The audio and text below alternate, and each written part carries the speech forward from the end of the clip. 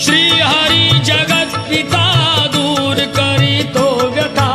ऐका सत्यनारायणाची कथा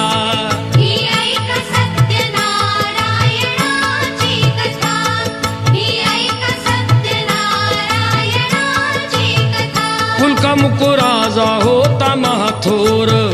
तयाची पत्नी होती सुंदर नदी किनारी एकदा त्यांनी घातली महापूजा दोघांनी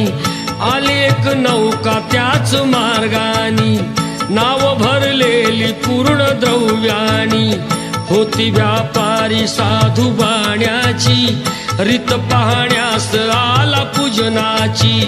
उल्का मुकुत्यास बोले ऐकावे